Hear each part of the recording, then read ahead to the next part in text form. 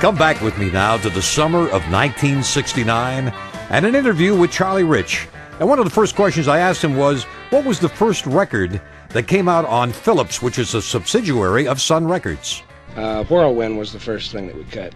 Oh, Whirlwind, eh? Yeah, and it did pretty well in certain areas, but a couple of records later we had a thing called Only Weekends out, and of course it was a big national hit for us. With Charlie Rich and the Mike Jackson Show here tonight, our special salute to this fine performer. What was the follow-up recording to Lonely Weekends, Charlie? The follow-up was a thing called Gonna Be Waitin', and I think our only problem was it was a little too much like Lonely Weekends. Didn't sell as well. It didn't sell as well. But it still established you as a major performer, right?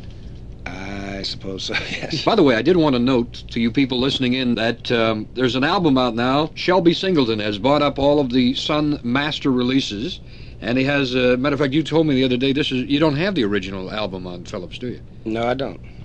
But now you can get most of the original recordings on Sun Records, and one of them here that I recognize is called Breakup. Is there any particular story with this one, Charlie? Well, when I went into the business, I went in as a songwriter and as a studio musician, and Jerry Lee Lewis was with the company at the time, and I wrote this thing, Breakup, for him. Breakup, yeah. And then we put it on our album, too. The first recordings that we've covered here with Charlie Rich basically were on the Philips label. Now, Philips and Sun Records were responsible for people like Charlie Rich, but also some other people that have gained some note in the past few years, Johnny Cash being one, Carl Perkins, Elvis Presley originally, Roy Orbison. When did you separate your ties with Philips? About what time was that? Early 60s? Or? Back to the dates again. Yeah, I'm bad on them. I think in 63 or 64 is when we went to RCA and started working with Chet Atkins. And the first thing we cut, the first thing that we had was this thing called Big Boss Man on Groove, the Groove label, and then an album to follow that up. Big Boss Man was the initial single then, eh? I think it was, if I'm not mistaken. This was quite a while ago. Let's see. Let's have a look here on the label. Jimmy Reed. Jimmy Reed. Matter of fact, Presley recorded this about 68, too. Again, I noticed on RCA. Yeah. Mm-hmm. Gee, if only you had written it now, you would have had...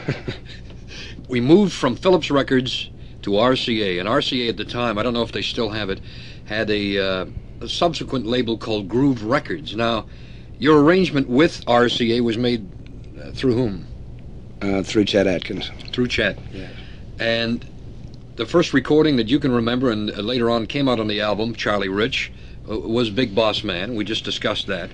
Out of all of the songs on here, this has to be one of the crispest albums. Who's in the background on this particular album anyway?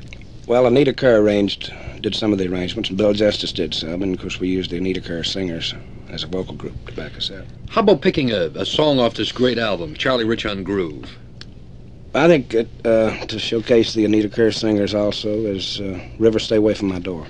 I remember Frank Sinatra did this too. Do you remember Frank's version of it? No, not really, but I'm sure he did. It's a good song. Another song from Charlie Rich's era with Groove, RCA's label. One that I really dug, and I know was a giant hit here in the Pacific Northwest and in British Columbia. She Loved Everybody But Me, written by Benny Joy. Who is Benny Joy, Charlie? Benny Joy has had records out of his own, but he's primarily a songwriter. I don't know which company he's with right now, but he's still kicking around Nashville writing songs. Was this big in the Southwest, this song? Or? Yeah, it was one of our biggest records with Victor, as a matter of fact. Great dance number, too. We have a song on this Groove album, too, and this was such a great album that if any of you people out there have it in your collection or do not have it, try and get it. Try and find it somewhere, because it has to be one of the finest things you've done, Charlie, in my opinion anyway. Thank you, Red. The Ways of a Woman in Love. Now, if my memory serves me right, Johnny Cash brought this record out of yours. Bill Justice and I wrote the song, and actually as a real country song. And Johnny Cash cut it.